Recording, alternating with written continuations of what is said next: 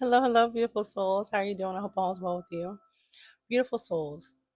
Somebody out here has been really going through it, and I mean like extremely sad and even somewhat frustrated, okay? They're going through the motions of between sadness and anger and regret for how they treated you when you allowed them access to you, when you allowed them to be in your life. Chosen ones, as you mature, you're going to realize that to be in your presence is a present. You are one of the biggest gifts to a person because of what you bring to the table. You know that saying, what do you bring to the table? Oh, baby, a chosen one brings it all, okay? It's the table, it's the dinner, the dessert, the entree, the drinks, the entertainment, okay? The ride to there and back, the house, the penthouse, the crib. Like, we got it all. And a lot of times people don't realize you are the blessing until you're gone. That's friendships, relationships, family members, co-workers, the whole nine yards. They take you for granted, unfortunately. And it's only in your absence do they understand that they truly messed up. All the time that you might have gotten into an argument with these people, all the times that you tried to explain certain things to be understood, they took you as a joke. But now that you're gone, they don't see that anything is funny. Now they're sliding down the wall. They're crying themselves to sleep, literally, because you're no longer there. And they have no one to blame but themselves because you gave them time and time and time again, chance after chance after chance again. And they are forgiven. But that doesn't mean access is granted. Now it's access denied. I've told you on several videos that you can forgive a person and never see them again. You can forgive a person and never talk to them again, depending on the offense. Yes, people don't like when you cut that cord because they think that you're just going to sit back and allow them to play games with your heart, with your head, with your time. Just like I told you on yesterday's video about fake friends, time is something you'll never get back. Please do not waste my time. Like, it's a lot of things you can do, but please do not waste my time. And that's just what rude people love to do. That's what narcissists love to do. They thought that they could find you somewhere else, and now they're rudely mistaken. You will never find a chosen one again. I believe we are once in a lifetime. I've mentioned in other videos that God might allow these people to get a second chance, but a lot of times, no. It's a once in a lifetime when you meet a chosen one. And the reason why it's like a once in a lifetime thing, you don't get multiple chances to keep meeting chosen ones, is because it's like we're that permanent lesson, like that permanent sting to their brains and their hearts of like, you should have treated that person right when you had them. Now that you no longer talk to them, you no longer text them, you're no longer around them, now all of a sudden you're ready to love them right. You're ready to give them the attention they deserve and the support and the care. But like I said, they're fed up now. We have huge hearts because we're empaths, but we're not dumb. And we're used to people being revolving doors. Okay. That's the thing. If you're going to be in my life, then you need to understand that I'm not playing that. I'm not going to allow you to treat me any sort of way. And then you think you're just going to keep having front row access. No, blocked. Goodbye.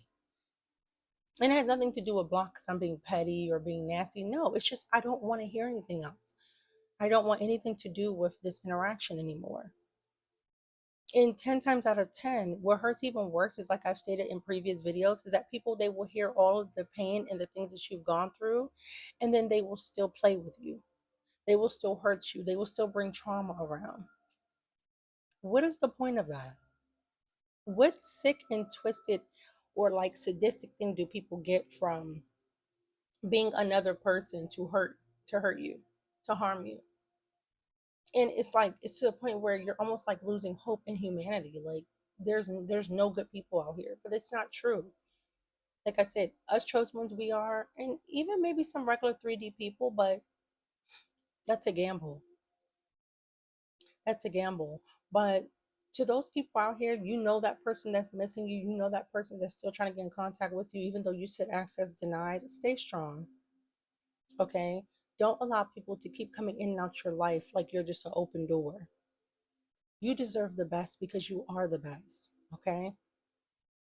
And if it's a family member, that's even worse because they're supposed to be your blood. They're supposed to love you and care for you. Brother, mother, sister, cousin, don't allow these people to just say, "Well, I'm your family. You know I love you. I'm your best friend. You know I love you. You know No.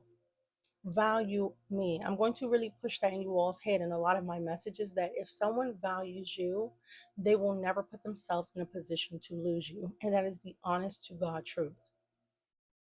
People who think that they could just easily replace you or like, oh, well, whatever, he or she will get over it.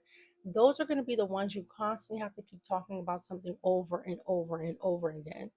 Like honestly, that is one of my hugest pet peeves in life is literally having to talk to someone about the same thing over and over and over again, especially a grown adult. And it has nothing to do with, oh, well, no one's perfect and we're all humans and we make mistakes. Baby, a mistake is something you're unaware of. Like if you were doing a project, you were doing something at work and you accidentally typed in the wrong letter or you accidentally did something and then your manager comes over, your boss comes over and they're like, hey, no, you wasn't supposed to insert that there. You wasn't supposed to do it. You're like, oh, sorry, an honest mistake. I sorry, it won't happen again. Cool. But when it's something habitually being done over and over and over and over and over again, then it's no longer a mistake. It's no longer a mistake. It is a actual choice that you're deciding to make time and time and time again. And then you think you're just going to say sorry.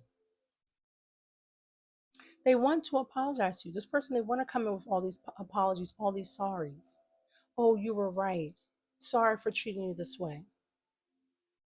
But if you do it right the first time, you don't have to be sorry. You don't have to be in regret. You don't have to be trying to call from blocked numbers, no caller ID, stalking through other pages. You don't have to go through any of that because you're doing it right the first time. So, as much as you have a big heart, you need to really evaluate the people that's in your life that's continuously trying to take advantage of you. I would say maybe after like I said, after the second, first of all, after the first time is disrespect. I don't care. But you're talking about a second, third, fourth, fifth time? Yeah, no. Mm-mm. And the thing is, they miss your energy so much because you chosen one. You come with a lot of blessings. You come with a lot of beautiful, positive, radiant energy. And whoever's around you is going to benefit off of that. A lot of people that miss you, they were leeches. And I honestly believe when God allows people to leave out your life, it's for a reason. Yeah. And it might not be the reason that you would like, but it's definitely for a reason. Unless you've shown me that you are an actual friend to me, I will not look back. I will not. Or actual family member or actual lover. No, because I am extremely firm about my boundaries. And see, they thought that you were going to be like these other people out here that don't have boundaries that allow you to just walk all over top of them. And like I said, just keep using the same excuse that they're sorry. Whatever you speak out your mouth, that is what you are manifesting. If you don't believe it, I don't know what to tell you. I'm not here to convince you either, because it even tells you in the Bible, life and death is in the power of the tongue. Okay. Yes. And those who enjoy will eat of his fruits. Those who love to talk will reap his consequences. It tells you different versions, whether it's the ESV, NLT, KJV, whatever version you will read that. But yes, so when someone's constantly telling you that they're sorry, they're sorry, they're sorry, that's what they're manifesting. They're manifesting being a sorry person, having a sorry life. That's not good. And I remember growing up, people will always tell me, say, I apologize, not that I'm sorry. And again, it has nothing to do, like I said, because I know some people be like, oh, you think you're perfect. People have said that to me and it annoys me. And most of the time, it's coming from a low vibrational person who is trying to make an excuse for their life.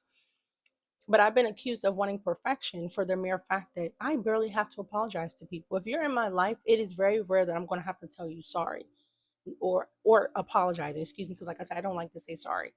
But it's very rare that I'm going to have to apologize to you because of the way that I carry myself. And that's the thing. I was also told that I have high standards. And you know what, chosen one? That's what you want. You want to have high standards because it weeds out all of the low vibrational losers. You don't need that in your life. You don't need any sort of loser in your life, but especially not a low vibrational one. That's just going to constantly keep telling you excuses for bad behavior. That's why they're missing you right now. That's why they can't sleep right now. That ex boyfriend, that ex girlfriend, ex spouse, family member, coworker, whoever, enter it in.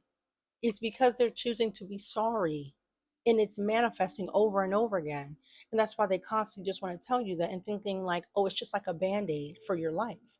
No, it's not. So let them so-called apologize and say they're sorry and da da da. But I would say one time, and depending on that offense of one time, because you could do one thing, you could do something one time, and it could be horrendous that you can never come back from. And then there's things that are like really, really small that it's like, all right, well, we've talked about this. It better not happen again. And not to say it like that, but yeah, it better not happen again. Or you will never see me again. You will never hear from me again. Let people be okay with your absence. They're realizing that you were the prize this whole time. Most people that I've encountered, like I said, they will think like, oh, well, you're full of yourself, or you're just talking, or oh, it couldn't be that bad. It couldn't be everyone did this to you. And then when they're in my life and they see it for themselves, it's like, wow. And then they really realize it when they're on the opposite side of that door because they thought they were off limits. No one is off limits. No one is off limits when it comes to getting cut out of my life. And it should be the same for you as well, chosen one, because you are precious. You are so beautiful. Your soul is literally worth trillions. Forget no thousand, forget no hundreds. No, baby, you are worth trillions of dollars. Okay? The currency of your energy is so expensive. And that's why a lot of people did not want you to know who you were, who you always have been, who you always will be for the longest time. They wanted that light to be dimmed and off so they wouldn't be intimidated by you, scared by you, so that you wouldn't know your worth, so you would keep tolerating low and bare minimum things when you know you deserve the best. Most people, they already know that no one that they know can make them feel like you. No one that person that's missing you right now, who misses you so bad and they're hurting and they're sad and they're crying, nobody in their life can fill your shoes. And that's why they're acting that way. But see, they've been knew that and they still want to play games with you. But that time is up. You know the chosen one is irreplaceable. But because you were jealous, because you were upset, because you were insecure, because you wanted to do Burger King, have it your way, you thought that the chosen one was just going to continuously take your crap. No. And your forever punishment for screwing over a chosen one will be never, ever, ever experience them again, or anyone even close to our energy or our frequency. As they say, there's always fish in the sea. Again, friendship, relationship, there's always more fish in the sea, but baby, we a special type of fish. We a limited edition type of fish, all right? You ain't gonna find this one again. I promise you that. And it's gonna take a million of other fishes in that sea to even compare to one of us. And how you gonna date a million people at the same time? You can't. How you gonna be friends with a million people at the same time? You can't. How you gonna be family members with a millions of people? You can't. So they're going to miss you. They're already missing you. Even if you don't hear from them, because this is one of my favorite ones. When they just act like, oh, whatever, life goes on, no one cares. Even if you think that they're not missing you, they are. It's just their pride and their ego won't allow them to be humble enough to tell you that they messed up. But even the people you don't hear from, they miss you. Your light brings in so much joy, so much love and abundance. It will be hard for anyone not to miss you, especially because 10 times out of 10, you did not ruin the connection. Even if something's a misunderstanding, you've always come from a pure, loving place, and they know that.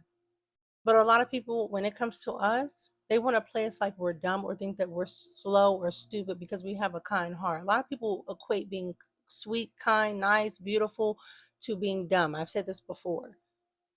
But like I said, let them mess around and find out, okay? Let them mess around and find out, and they're going to miss out on one of the best things that has ever happened to them. I've had several people tell me, whether it's been ex-boyfriends, ex-friends, you were the one who got away. I will always miss you. I will always love you. And it's just like life goes on. I know my worth, and you should have appreciated me the first time. Like I said, depending on the offense, if you would like to let them back in, please use discernment and still keep them at arm's distance. Your love and your respect needs to be earned, not just given. Okay?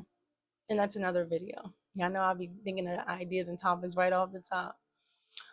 Someone did ask me about a video about aura. And yes, that'll be coming right up. Okay. So that'll be next up. But beautiful souls, I'm gonna go ahead and wrap this up, all right? Allow them to miss you. And hopefully, if God allows them to come across another sweet soul, which they probably won't, but if, then they will realize that when that time comes around, to not do the same thing that they did when they fumbled you. But they're messed up right now. They're hurting. It's a personal problem. Yes. I'll see you right back tomorrow. I love you all so much. Keep your crown adjusted. Remember who you are. All right. And reject any type of negativity or chaos. That's not your portion. Your royalty. I love you all so much. But remember, God loves your beautiful soul so much more. I'll see you tomorrow.